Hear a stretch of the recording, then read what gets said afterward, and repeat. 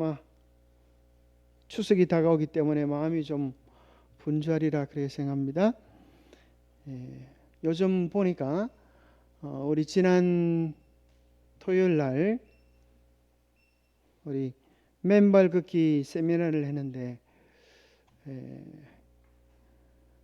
어쨌거나 하고 나서 우리 밴드의 인원들이 좀 더 늘어난 것 같아요. 보니까 밴드가 조금 활성화되어지고 있는 것 같아요. 그래서 밴드에 맨발 걷기 하는 사람들이 아주 올리고 또 댓글도 열심히 달고 또 그 가운데 한 가지는 우리 장 세미나 성도님이 맨발 걷기를 하러 나온 사진을 보고 제가 감동을 받았습니다. 집에 늘 계시는 분인데 몸이 불편하시고 그렇게 하시는 분인데 용기를 내어서 그렇게 걸어가는 모습이 참 감동이 되었습니다. 또 여러분들이 보니까 밴드 활동을 많이 하는데 우리 교인들보다 오히려 우리 교인 아닌 사람들이 더 많아요. 여러분들 좀 들어오셔가지고 밴드에 댓글도 달고 분위기가 좋을 때 이렇게 잘 살려주면 좋겠습니다. 그러면서 이제 밴드에 어떤 분이 우리 밴드에 그 미션을 좀 줘서 일을 하면 더 많이 참여할 수 있지 않겠나 또 제안을 주셔가지고 어제부터 미션 100일 미션을 올려놨습니다. 하루에 10,000보가량씩 100일 동안 한번 걸어보는 것입니다. 그래서 제일 많이 걷는 분에게 3분을 선정해서 상품을 주니까 여러분 열심히 한번 걸어보시고 그렇게 하면 좋겠습니다. 비 올 때 어떨 때는 우리가 비가 오면은 좀 걷기가 좀 그러잖아요. 근데 우산 쓰고 걷는 사람들이 요즘 많이 있어요. 저도 오늘 한번 우산 쓰고 한번 나가보니까 앞산에 나가봤습니다. 앞산에 나가보니까 아주 많은 사람들이 나와서 걷기를 하고 있어요. 저는 오늘 그 앞산 그 산 위에 그 어린이들이 놀도록 한 놀이시설을 유격 훈련 같은 걸 해놨는데 그 위로 올라가 보니까 이 산이 어디까지 가나 올라가 보니까 산 꼭대기 그 능선까지 올라갔어요. 거기 가 보니까 뭐가 있을까요? 이 잣나무들이 많이 있습니다. 그 집산에 올라가 보셨어요? 잣나무 숲이 아주 있습니다. 그 주변에 보니까 또 가기 전에 보니까 뭐가 있는가 하면은 야생밤들이 떨어져 있어가지고 사람들이 많이 죽습니다. 저도 오늘 한 주먹 주워서 구워 먹었는데 아주 고소한 맛있습니다. 천년계 속에 가면은 언제든지 하나님께서 우리를 위한 예기치 못된 선물들을 준비해 놓으신 것 같아요. 우리가 잘 걷는 것은 건강에 복을 주고 또 신선한 하나님의 숨길을 느낄 수도 있고 또 가을이 되어서 먹을 것도 하나님께서 곳곳에 떨어뜨려 놓으셔서 아주 더 반가운 그런 시간들이었습니다. 그래서 여러분들도 한번 걷기를 열심히 한번 해보시고 또 밴드에 또 한번 올려보시면 좋겠다 생각합니다. 자, 오늘은 양육 4번째 시간 신앙생활은 어떻게 해야 하나요? 자, 새로운 신자가 교회 와서 신앙생활은 어떻게 해야 하나요? 이렇게 묻는다면 여러분 뭐라고 한번 먼저 신앙한 사람으로서 조언을 드릴 수가 있을까요? 여러분 어떻게 하면 신앙생활을 잘할 수 있습니까? 여러분들이 한번 생각을 한번 해보시면 좋겠습니다. 혹시 누가 한번 얘기해 보실래요? 신앙생활을 잘할 수 있는 비결. 자, 신앙생활을 잘할 수 있는 최고의 비결이 무엇일까요?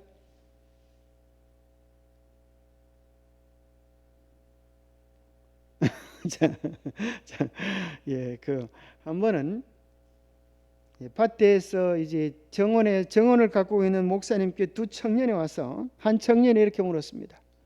목사님, 신앙생활을 잘하는 비결을 배우고 싶어서 왔습니다. 한번 알려주시죠. 그러니까 그 옆에 따라왔던 청년이 이야기하기를 아이고 그런 문제를 목사님께 다 묻고 그러나 신앙생활을 잘하는 비결은 아주 간단하다네. 그 친구가 뭐냐? 그래 물으니까 하는 소리가 덮어놓고 목사님 말씀만 잘 들으면 되네 그러는 거예요. 그 밭을 메시다가 그 정원을 가꾸시다가 목사님이 그 청년을 보고 깜짝 놀라가지고 자네 큰일 날 소리 하네. 신앙이란 덮어놓고 목사님 말씀만 믿는 게 아니고 펼쳐가지고 성경이 뭐라고 얘기하는지를 확인하고 개인적인 신앙을 말씀을 통하여 가질 때 흔들리지 않는 신앙의 기초를 쌓을 수가 있다네. 목사님이 그런 얘기를 해줬어요. 그래서 오늘날 많은 사람들이 신앙을 할 때 어떻게 신앙하는 사람이 많아요? 덮어놓고 목사님이 뭐라 그랬는데, 이것이 이제 대부분 사람들의 주제입니다. 목사님이 뭐라고 그랬는데. 근데 사실 죄송하지만 목사님 뭐라고 하는 것도 참 중요하지만 목사님이 여러분의 신앙을 책임져 줄 수 있어요, 없어요? 죄송하지만은 책임져 줄 수가 없습니다. 그럼 뭐 목사님 말씀을 잘 안 들으라는 말인가? 그런 말은 아니지만 목사님은 뭐 하는 사람이에요? 중매쟁이에요. 누구와 누구를? 여러분과 예수님을 정말 잘 만나서 예수님을 만나 행복하도록 소개해 주는 사람인데, 소개하는 사람의 말보다도 더 중요한 것은 뭐예요? 소개받은 그 사람이 어떠한 사람이냐 하는 것을 경험하는 것이 더 중요한 것이겠죠. 자, 그래서 우리 신앙생활의 기초 4번까지 공부를 하는 그 제목을 다시 한번 정리해 보면, 환영합니다. 그리스도인이 된다는 의미는 무엇입니까? 교회는 어떤 곳인가요? 신앙생활은 어떻게 해야 하나요? 오늘 4번째 시간이고 또 새로운 신자가 왔을 때는 마무리 시간입니다. 1908년 영국 맨체스터에 있는 제임스 해밀턴 박사의 사무실에 아주 수척한 모습의 환자가 찾아와서 이렇게 말을 했습니다. 박사님, 저는 지금 우울증에 걸려 있습니다. 고독과 고통 때문에 더 이상 살아갈 수가 없습니다. 어디에서도 행복과 기쁨을 찾을 수가 없습니다. 박사님이 도와주시지 않으면 저는 정말 죽을 것 같습니다. 듣고 있던 해밀턴 박사는 무슨 생각이 들었는가 하면, 옳지, 사람이 우울증 걸린다고 하는 것은 우울한 사람들은 얼굴에 뭐가 없어요? 미소가 없고 기쁨이 없고 삶의 활기가 없어요. 그래서 한번 힘차게 웃어보는 것은 우울증 해소에 도움이 되지 않겠나, 그렇게 생각해가지고 이렇게 제안을 했습니다. 당신은 일상으로부터 한번 벗어나는 것이 좋겠소. 당신에게는 웃음이 필요합니다. 당신에게 웃음을 줄 사람을 내가 소개해 주겠습니다. 그러니까 그 환자가 이야기하기를, 그게 누굽니까? 오늘 밤 서커스에 가서 그리말디라는 광대의 연기를 잘 보세요. 그것이 당신에게 웃음을 선물할 것입니다. 이 말이 끝나자마자 수척한 환자가 말했습니다. 박사님, 제가 바로 그 그리말디입니다. 남들에게 웃기는 사람인데, 남들에게 연결하면서 재미를 주는 사람인데, 정작 본인의 마음은 기쁨과 평안을 잃어버려서 그것을 찾기 위하여 상담 박사님을 찾아왔지만, 상담 박사님은 자기의 쇼를 보고 웃으라고 하니 얼마나 더 웃기는 일이 벌어진 것입니까? 진정한 평안과 기쁨은 잠시 웃는다고 해서 얻을 수 있는 것은 아닙니다. 어떤 사람은 진짜 시간을 정해놓고 텔레비에 웃기는 방송, 그걸 보는 사람이 있어요. 근데 그 웃기는 방송 여러분 좀 보셨습니까? 그 요즘 제목이 뭐죠? 옛날에는 웃으면 복이 와요는데 요즘 뭐라 그래요? 하여튼 그런 게 있죠. 웃기는 방송이 좀 있지 않습니까? 그거 보면 여러분 좀 웃깁니까? 좀 어때요? 정신을 바짝 차리고 보면 정신없는 짓을 하는 것 같잖아요. 그래서 솔로몬은 웃음을 논하여 미친 짓을 하였고 그렇게 말했어요. 정상적인 짓을 하면 우습지가 않아요. 좀 모자라는 짓을 하고 바보 같고 그저 멍청한 짓을 해야 남을 웃길 수가 있어요. 정상적인 것이 아니에요. 그러한 것들을 통하여 잠시 정신없이 웃을 수 있을지는 몰라도 진정한 기쁨과 희열을 줄 수가 없습니다. 당신은 우울하고 기분이 몹시 나쁠 때 무엇을 어떻게 하십니까? 여러분 어떻게 여러분의 마음속에 우울과 스트레스와 염려를 해결하십니까? 좋은 처방이 있습니까? 여러분들은 각자 스트레스를 해결하는 법을 한 가지씩 가지고 있어야 될 것입니다. 그죠? 자, 여러분 어떻게 스트레스를 해소하십니까? 어떤 사람은 스트레스가 생기면 뭐 많이 먹는다 그래. 단 걸 먹기도 하고, 어떤 사람은 또 유행을 하기도 하고, 어떤 사람은 남에게 마시는 걸 사주기도 한다 그래요. 또 막 땅을 파는 사람도 있고. 자, 그것은 다 우리에게 도움을 주기는 하지만 궁극적인 문제를 해결해 주지는 못합니다. 우리나라의 유명한 박사님 중에 한 분이었던 최고의 지성이라고 말했던 이어령 박사님 기억하시죠? 그분이 최고의 지성인이었는데 그가 지성에서 영성으로라는 책 속에서 그의 삶의 고백을 이렇게 이야기합니다. 드디어 그가 그렇게 학문을 자랑하던 그가 드디어 하나님 앞에 굴복하고 교회로 걸음을 옮기게 되었습니다. 그가 교회 다닌다는 소식을 듣고 친구들이 또 비난조로 이렇게 말을 한다는 거예요. 당신이 좀 지성인이라면 정말 신앙을 하고 싶으면 집에서 찬송가 부르고 성경 읽고 기도하면 되지. 무엇 때문에 사람들 앞에 나서서 예수 믿는 티를 내느냐, 이렇게 친구들이 따진다는 거예요. 예수님 믿고 싶으면 그냥 조용히 책이나 읽으면 성경 속에 지식이 있으니까 그것을 통하여 신앙을 발견하면 되지. 굳이 뭐 교회까지 가서 당신이 이 세상에서 한국에서 그래도 똑똑한 사람인데 뭘 얻을 게 있다고 그렇게 교회를 다니면서 믿는 티를 내냐, 이렇게 따져 묻는다는 거예요. 그때 이어령 박사가 이렇게 대답을 한다고 합니다. 야, 참 지혜로운 말이에요. 여러분 아마 들어보셨을 겁니다. 뭐라고 말하죠? 그분이요? 이렇게 질문을, 참 지혜로운 사람들은 쉽게 답을 하지 않고 상대방에게 생각할 수 있도록 반문을 합니다. 반문. 뭐라고 질문하는가 하면 그렇게 말을 할 때 이렇게 질문한다는 거예요. 자네는 배가 고프면 어디에 가나? 여러분 배가 고프면 어디 가세요? 식당에, 그죠? 식당에 가죠. 또 이제 뭔가 알고 싶을 때, 많은 지식을 얻고 싶을 때 어디에 가나? 도서관에. 심심하면 어디 가나? 극장 가서 영화 보면 되지. 몸이 아프면 병원 가면 되지. 이제 더 중요한 문제. 자, 그러면서 하는 얘기가, 그러면 먹어도 배고프고 마셔도 갈증나고 놀아도 심심하고 배워도 답답하면 어디를 가나? 어려운 문제 아니겠죠? 먹어도 배가 고프고 마셔도 갈증이 나고 그럴 수가 있습니까? 여기서 말하는 것은 영혼의 갈증이죠.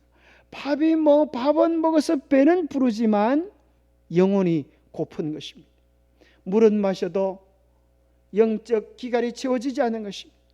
친구들과 어울려서 놀아도 마음속에 있는 궁극적인 외로움은 채워지지 않는 것입니다. 배워도 답답한 것입니다.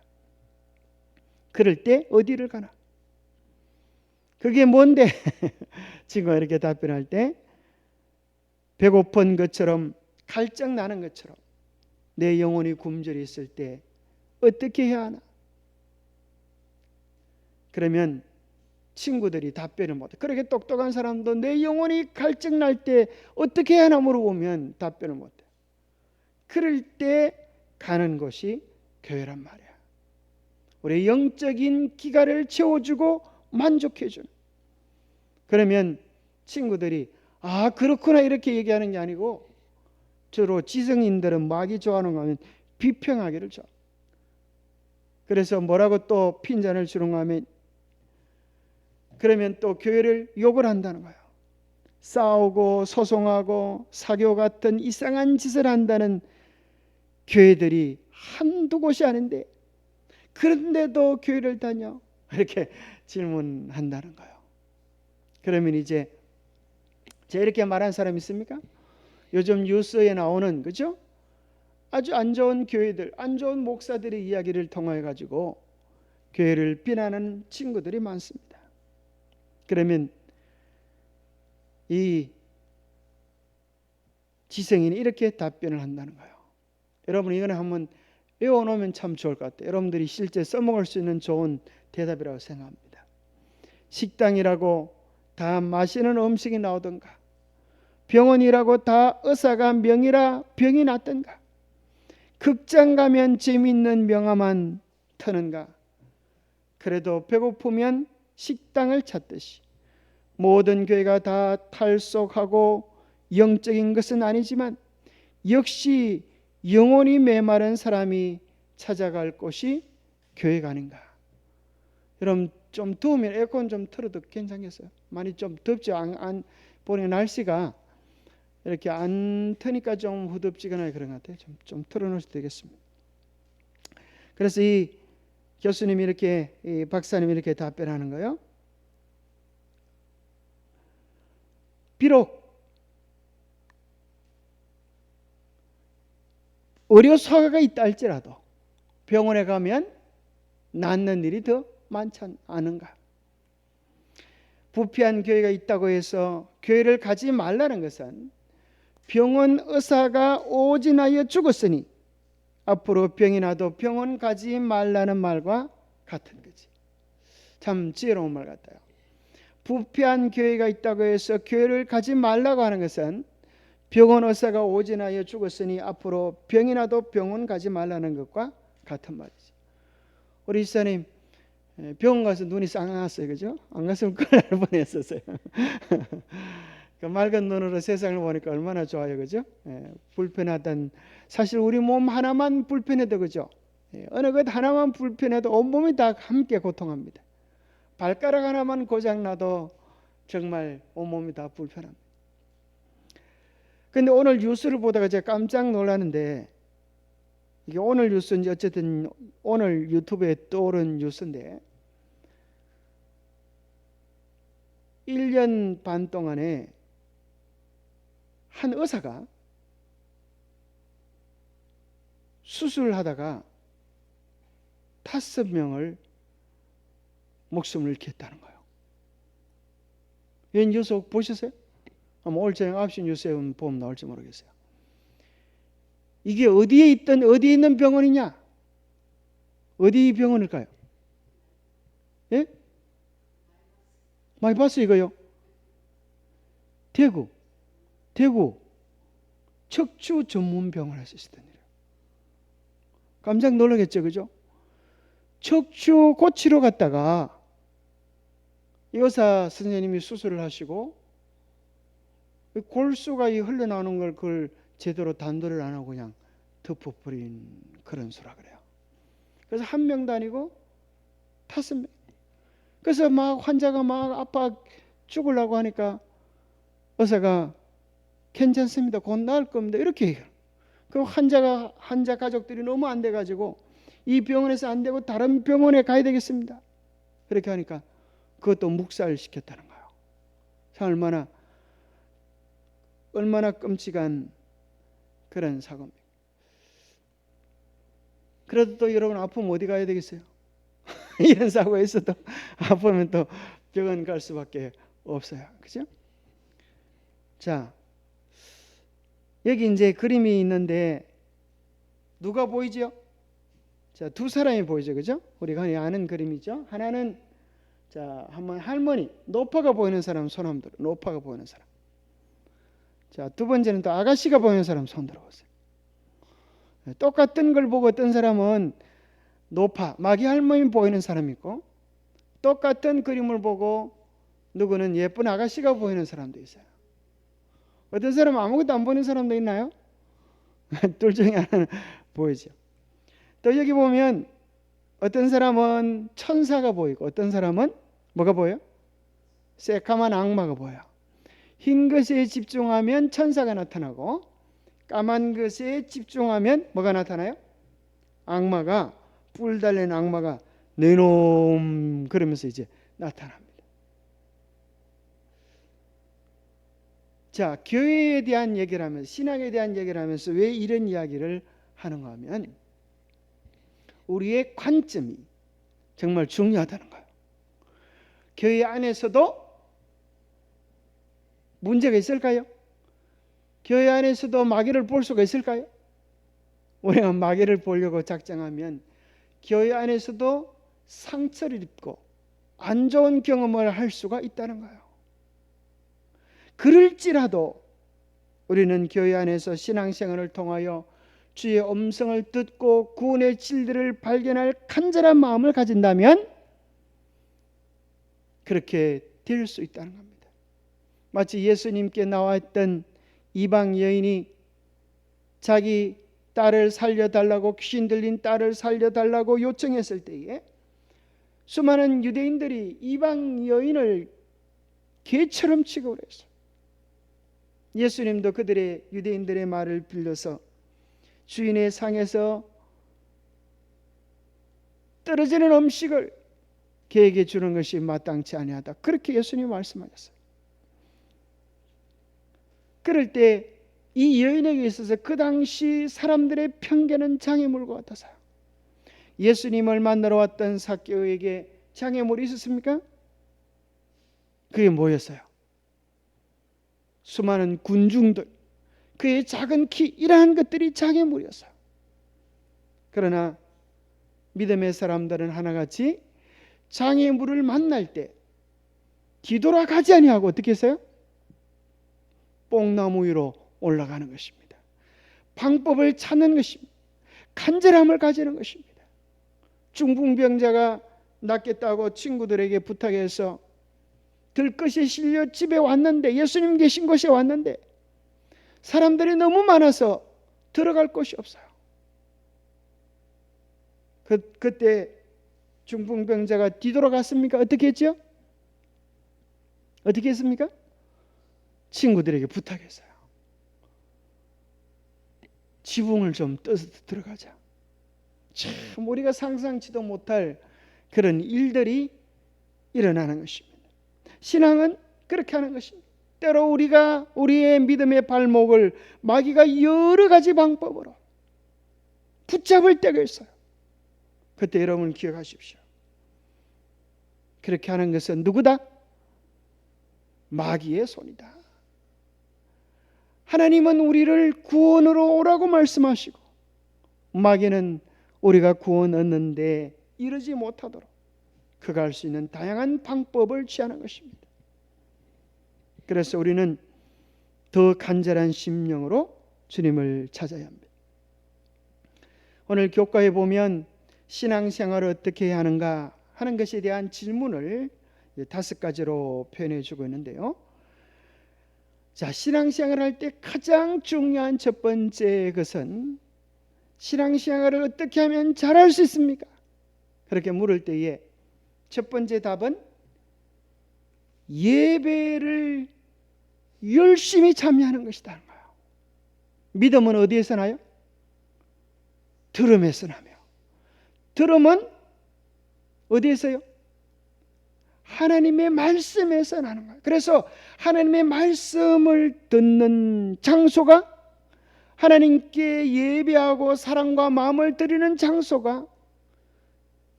예배당입니다. 그죠? 예배당, 예배하는 곳이에요.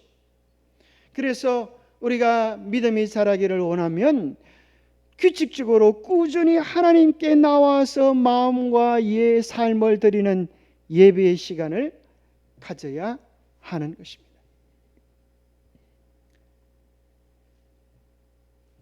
그래서 기독교인의, 크리스찬의 가장 큰 특권이자 의무는 예배입니다. 여러분들이 하나님께 드릴 수 있는 최고의 기쁨은 예배입니다. 예배보다 더 큰 기쁨을 드릴 수가 없어요.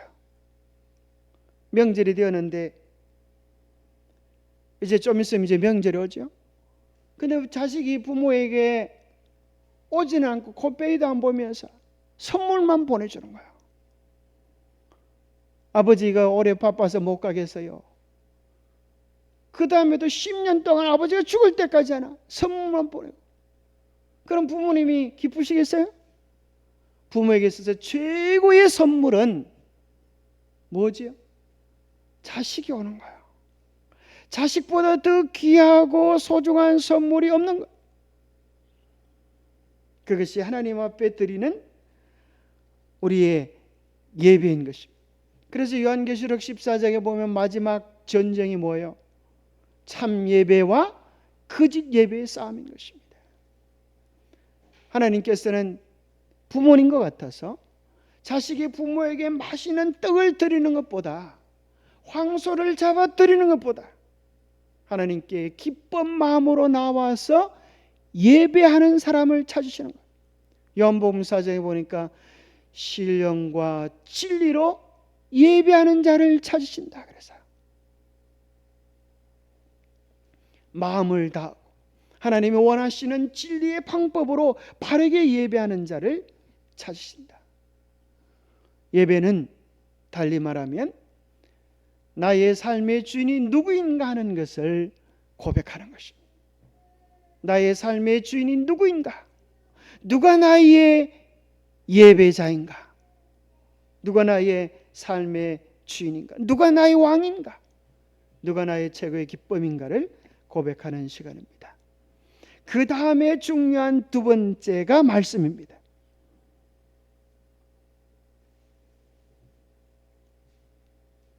신앙생활을 잘하기 위해서는 우리가 성경을 개인의 영혼의 양식으로 삼아서 규칙적으로 말씀을 읽는 시간을 가지는 것입니다. 그것을 통하여 우리의 영적인 근육이 튼튼해지는 것입니다. 세 번째는 기도입니다. 기도는 영혼의 호흡과 같아서 개인적으로 주님과의 깊은 친밀감을 안겨주는 것입니다. 그래서 우리는 기도를 통하여 예수님이 얼마나 우리에게 있어서 실제적인 분인지 그것을 경험하는 것입니다. 그래서 신앙이 깊으신 많은 분들은 예수님과의 비밀이 깊어가는 사람입니다. 나의 삶을 이렇게 인도하셨고 도와주셨고 응답해 주신 주님과의 깊은 사랑의 체험들이 그들의 개인적 신앙을 살찌우는 것입니다. 이 세 가지가 출력이라고 하면 이제는 두 가지가 입력이라고 하면 전도와 봉사는 출력입니다. 예배와 말씀과 기도를 통하여 우리의 심령이 충만해지면 우리는 우리가 받은 그 뜨거운 은혜들을 세상에 나가서 전하면서 내가 받은 그 구원의 복음을 나누면서 나와 같이 죽어가는 한 영혼이라도 찾으려고 하는 애타는 마음, 그것이 전도자의 심령입니다. 그리고 봉사는 성도의 삶의 모습입니다. 십계명을 한마디로 말하면 사랑이고 두 마디로 말하면 하나님을 사랑하고 이웃을 사랑하는 것인데 그 말을 다른 용어를 써서 표현한다고 하면 봉사의 삶을 살아가는 것입니다. 하나님을 위하여 이웃을 위하여 우리의 도움이 필요한 자들을 위하여 살아가는 봉사의 삶, 그것이 그리스도인의 삶의 모습입니다. 그래서 마태복음 25장에 보면 열처녀의 비유 가운데서 궁극적으로 하늘나라에 들어가는 자와 들어가지 못하는 자의 차이를 뭐라고 표현해요? 세 번째 비유인 양과 염소의 비유에서 우리 중에 지극히 작은 자 하나에게 한 그것이 예수님께 대하여 한 것이다.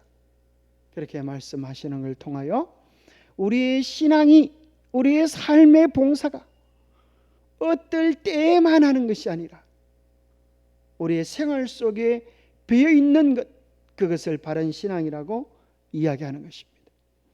우리는 이렇게 봉사하기는 쉬워요. 이름 내기 위하여 봉사하기는 좀 쉬워요. 아주 중요한 일, 남들이 알아줄 만한 일, 나에게 이득되는 일을 위하여 봉사하기는 쉽습니다.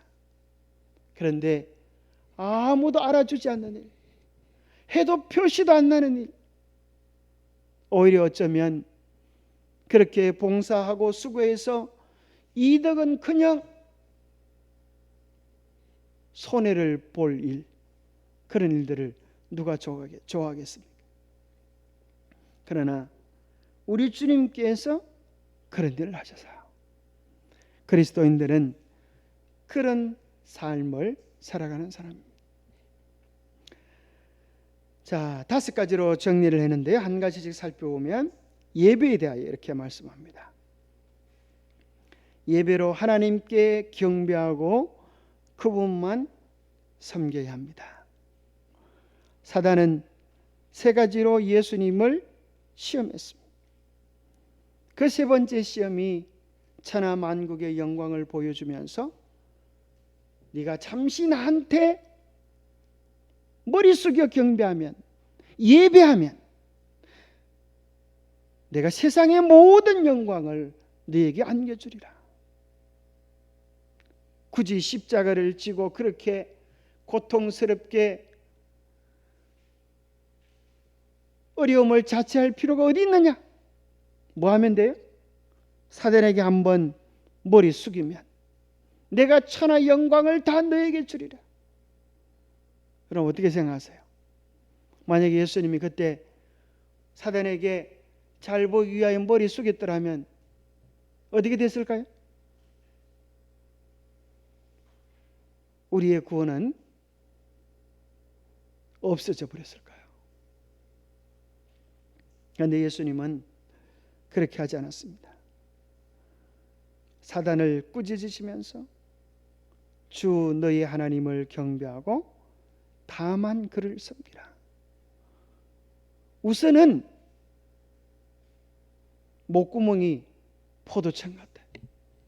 이 백상복 목사님이 지난번 선교부장을 하신 그 목사님이 참 재미있는 표현을 많이 쓰시는데, 그분이 이런 말씀하세요. 목구멍이 포도청, 이게 뭐예요? 그건 무슨 줄로 표현할 수 있겠어요? 무슨 줄? 목구멍이 포도청, 이 먹는 줄, 그죠? 음식줄, 먹고 사는 음식의 줄, 밥줄이 있어요. 밥줄. 그 다음에 여기 생명줄이 있어요. 만약 이 2가지 줄이, 2가지 줄 중에 하나만 선택해야 된다고 하면 여러분, 우리가 무슨 줄을 선택해야 되겠어요? 우선은 많은 사람들이 밥줄을, 그죠? 밥줄 놓으면 내가 어떻게 사나, 이렇게. 그런데 여러분, 기억하십시오. 생명줄을 잡아야 합니다. 밥줄을 잡기 위하여 생명줄을 놓는 것은 어리석은 짓입니다. 생명줄을 잡으면 밥줄이 해결될까요? 예수님께서 기가 찬 방법으로 해결해 주시는 것입니다. 그것을 믿음이라고 하는 거예요. 하나님을 경배하면서 때로는 밥줄이 끊겨지는 것 같은 고통을 당할지라도 그 시간을 통하여 우리의 믿음을 고백할 때 하나님께서 그를 외면하지 않으시고 도와주시는 섭리를 경험하는 것입니다. 예배란 하나님을 기쁘시게 하는 행위입니다. 예배란 우리를 구원해 주신 십자가의 은혜에 대하여 감사하는 우리의 행위입니다. 예배란 삶의 최고의 가치를 경험하는 신앙적 행위인 것입니다. 그리고 예수님이 시험을 당했던 시험도 예배이고, 또 우리가 마지막 때에 경험할 시험의 본질도 그것입니다. 밥줄을 선택할 것인가? 생명줄을 선택할 것인가? 계시록 13장에 보면 짐승의 표를 받지 아니하면 누구든지 뭐 하지 못하게 해요? 매매를 하지 못하게 하고 밥줄을 끊어놓겠다는 것입니다. 그러나 생명줄을 붙잡기로 연습한 사람, 예수님을 의지하기로 연습한 사람은 그때에도 여전히 주님을 붙잡고 의지하게 될 것입니다. 예수님이 오셔서 그들의 영원한 생명을 허락해 주시면서 그들을 위한 놀라운 역사를 이루실 것입니다. 그래서 우리는 그 시험을 통과한 자들만 영원한 소망의 나라의 주인공으로 살게 될 것입니다. 예배는 그리스도를 영접하고 하나님을 믿기로 결심한 신자가 하나님께 기도와 찬양, 신앙 고백, 뜻과 정성이 담긴 헌신과 감사의 예물 등을 통하여 존귀와 영광을 하나님께 드리며 하나님을 두렵고 떨림으로 섬기며 봉사하는 행위입니다. 참된 예배는 마음 중심에서부터 시작하여 외적 행위로 나타납니다. 우리가 하나님께 예배하고 다만 그를 섬긴다는 것은 하나님 외에 다른 우상을 섬기지 않겠다는 것입니다. 만약 하나님보다 더 중요하게 여기는 것이 있다면 그것은 우상이 됩니다. 하나님께 예배하는 사람들은 우상으로부터 돌아서서 하나님만을 사랑하며 살아갑니다. 예배는 하나님을 사랑한다는 우리의 고백입니다. 다니엘의 세 친구가 검신상에게 예배하라는 명령을 받았을 때 그들은 하나님께만 예배하겠다고 그렇게 고백했습니다. 그래서 그들이 불구덩이 속에 던져져서 죽는 줄 알았는데 어떻게 되었어요? 오히려 그곳에 함께 하시는 하나님을 발견하는 것입니다. 성경에 보면 예수 그리스도를 주로 신하는 자는 누구든지 구원 얻겠다고 약속이 되어져 있는데 이 말씀은 그 당시 시대적 배경을 전제로 한 말씀입니다. 오늘 이 시대가 아니에요. 오늘 이 시대에는 예수님을 주로 고백하기가 쉽습니까? 쉬워요. 오히려 예수님을 주로 고백하면 이득이 생길 수도 있어요.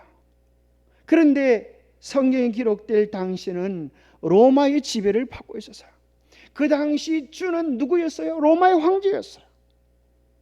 로마의 황제를 주로 고백하지 아니하고 예수 그리스도를 나의 주로 고백한다고 하는 것은 무엇과 같은 거예요?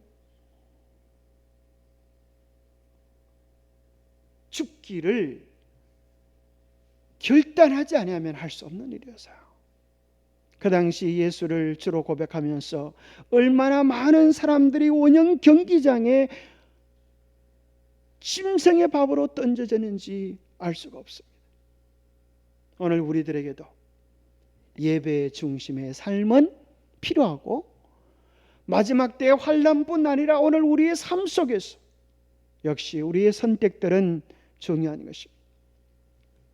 예배는 안식일 예배도 있고 또 화요일 저녁, 금요일 저녁 예배도 있고 또 우리가 드릴 수 있는 조석 가족 예배도 있고 안식일 환영 예배, 일몰 예배도 있습니다. 또 특별히 새로운 신자가 신앙이 정착되도록 하기 위해서는 이 소그룹 예배가 참 필요하다. 왜냐하면 소그룹이 있어야 뭐가 되어지는가 하면 자기 마음속에 있는 이야기들을 솔직하게 나눌 수도 있고 또 믿음이 어떻게 자라는지 선배들의 경험들을 진솔하게 들을 수 있기 때문에 어쨌거나 예배는 신앙생활에 있어서 가장 우선되는 그런 덕목입니다. 두 번째는 말씀입니다. 요한계시록 1장 3절에 보면 이 예언의 말씀을 읽는 자와 듣는 자와 그 가운데 기록한 것을 지키는 자들이 복이 있다. 복을 받을 수 있는 비결이 여기 있습니다. 말씀을 가까이 하는 것입니다. 말씀을 개인적으로 시간을 정하여서 읽는 것입니다. 듣는 것입니다. 순종하는 것입니다. 왜냐하면 성경은 영감으로 된 하나님의 말씀이요, 성경을 통하여 하나님은 우리에게 말씀하시기 때문입니다. 신적 권위가 있는 말씀이요, 이 말씀에 순종할 때 우리의 삶이 달라지고 역사가 변화되기 때문입니다. 그래서 믿음을 한마디로 표현한다면 말씀을 듣고 순종하는 삶입니다. 말씀을 듣고 순종해 보면 열매가 나타나고 역사가 일어나는 것입니다. 그러나 말씀을 아무리 많이 듣는다 할지라도 뭐가 없으면요, 순종이 없으면 신앙은 남의 이야기인 것입니다. 내가 말씀에 순종해 보니까 홍해가 열리고, 말씀에 순종해 보니까 하나님께서 만나를 쉬고, 말씀에 순종해 보니까 요단강이 열리고 여리고성이 무너지는 놀라운 역사들이 일어나면서 우리 개인의 경험 속에서 하나님은 정말 살아 계시는구나 하는 것을 맛보게 되어집니다. 자, 말씀의 손 혹시 기억납니까? 그래서 우리는 이 손으로 말씀을 견고하게 붙잡아야 하는데, 말씀의 손가락마다 다 의미가 있다 그랬어요. 여러분 혹시 한번 복습을 한번 해보겠습니다. 기억납니까? 제일 작은 새끼손가락은 말씀을 뭐 하는 거예요? 듣기, 그죠? 자, 그 다음에 약지는 뭐라고 그랬어요? 읽기. 그 다음에 제일 큰 손가락은 뭐요? 뭐하기? 쓰기, 공부하기, 연구하기, 그렇게 표현할 수 있어요. 그 다음에 검지는 뭐예요? 암송하기, 외우기. 엄지손가락은 묵상하기. 이게 뭔 소린가 하는 분들은 옛날에 예배에 안 오셔서 그랬어요. 예배 찾아보면 우리 중동교 예배에 나와 있어요. 말씀의 손 해가지고 아주 중요한 신앙을, 성경을 제대로 보는 이 방법입니다. 이 엄지손가락과 다 연결이 돼야 돼요. 들었던 것도 묵상해야 합니다. 읽은 것도 묵상해야 돼요. 쓴 것도 묵상하고, 특별히 암송은 묵상에 너무나 큰 도움이 되었어요. 말씀이 우리의 삶을 변화시키고 사단과의 전쟁에서 싸우는 성령의 금이 되는 것입니다. 저는 에베소 6장을 보면서 이렇게 되어 있어요. 자, 여러분 보세요. 말씀이 뭐예요? 성령의 금이기도 하고 또 뭐가 말씀이에요? 여러분 그 전신갑주 중에 다 방어용인데 공격용은 뭐밖에 없어요? 뭐밖에 없어요? 성령의 금, 말씀밖에 없어요. 그런데 말씀에 또 다른 표현이 나오는데 그게 뭐 같아요? 저는 이런 생각이 듭니다. 그게 보면 이렇게 돼 있어요. 구원의 투구와 성령의 금, 곧 하나님의 말씀을 가지라. 이게 무슨 소린가 하면, 구원의 투구도 뭐라는 거예요? 그걸 어떻게 생각하세요? 구원의 투구도 뭐라는 거예요? 말씀이라는 거예요. 보세요. 구원의 투구와 성령의 금, 하나님의 말씀을 가지라. 그러니까 우리가 구원의 투구라고 하는 것은 구원의 확신을 가지는 거예요. 사단이 우리를 공격할 때에, 예수님 시험할 때 뭐라 그러는가 하면 이렇게 시험해서, 내가 만약 하나님의 아들이었던, 그랬어요. 하나님의 아들이었던 이 돌을 떡으로 만들어 보아라. 그래서 네가 하나님의 아들이라고 하는 사실을 뭐 해보라는 거예요? 증명해 보아라. 그것은 예수님이 사역하실 초창기에 주어진 시험뿐 아니라 십자가에서도 그와 같은 시험이 주어서요. 뭐라고 대응하면 내가 만약 하나님의 아들이거든 십자가에서 내려와서 너 자신을 구원해 보아라. 그렇게 얘기했어요. 만약 그때에 하나님의 아들이라고 하는 확신이 없으면 시험에 빠지게 되는 거예요. 그렇죠? 그걸 증명해야 되니까. 그러나 예수님은 조금 더 흔들지 않으셨어요. 무엇으로 이겨내요? 하나님의 말씀으로 이겨내는 것입니다. 우리의 신앙이 어떨 때 흔들리게 되는가? 내가 하나님의 구원받은 백성이라고 하는 확신이 없을 때, 내가 이래가지고 구원받겠나 싶을 때 사단이 우리를 유혹하는 거예요.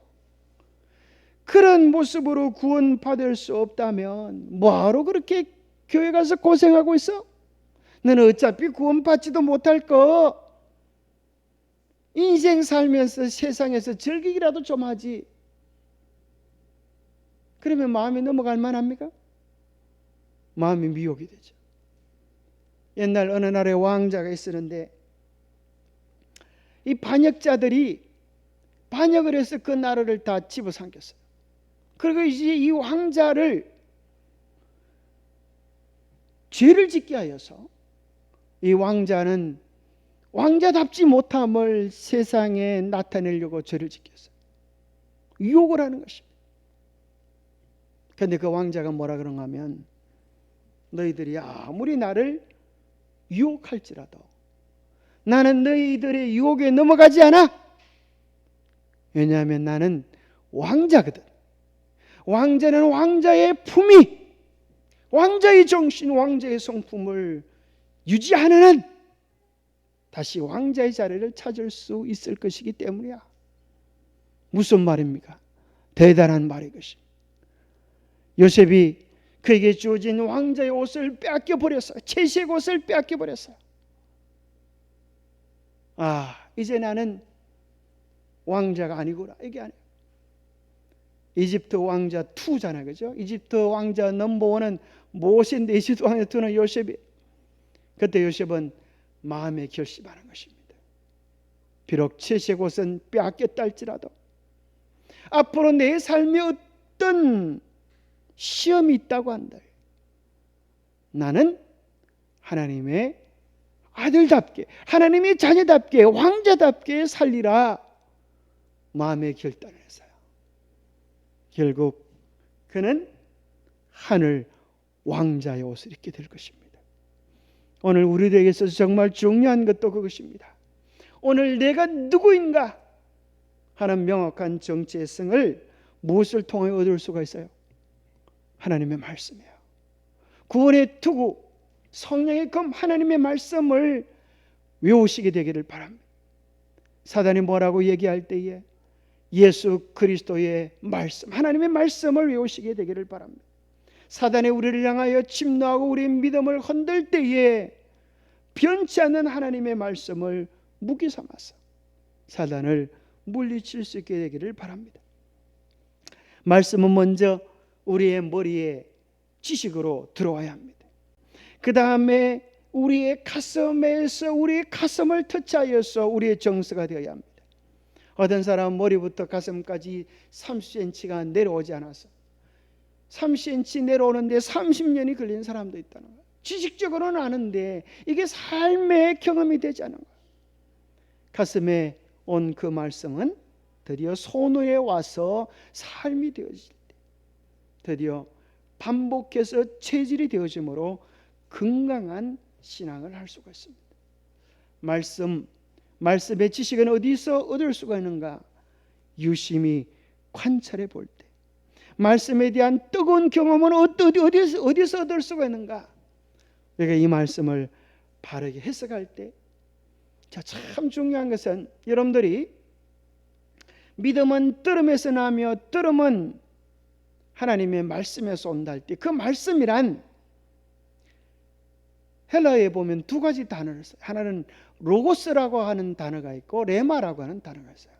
여러분 로고스 들어보셨습니까?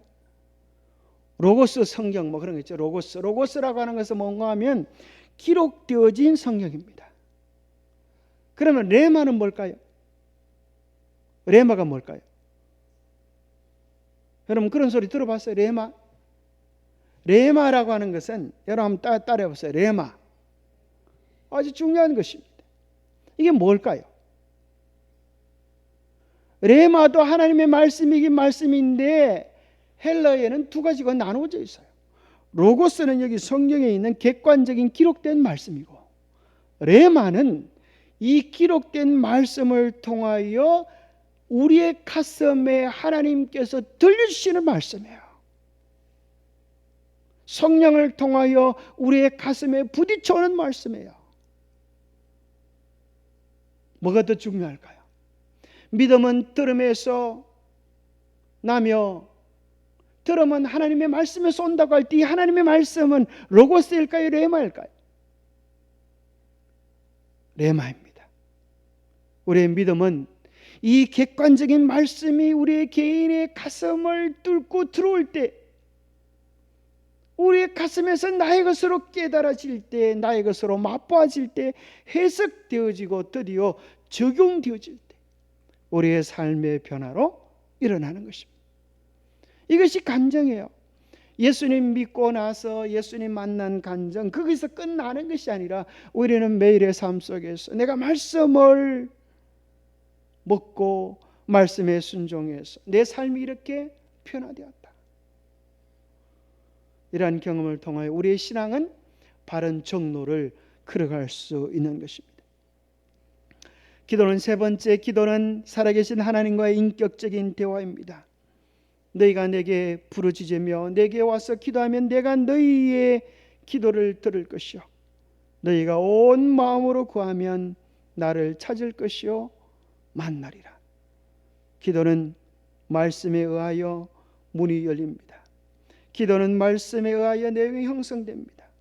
기도는 말씀에 의하여 통제됩니다. 기도는 하나님과 우리와의 깊은 친밀함을 누리도록 합니다. 그래서 개인적인 기도는 신앙의 힘인 것입니다.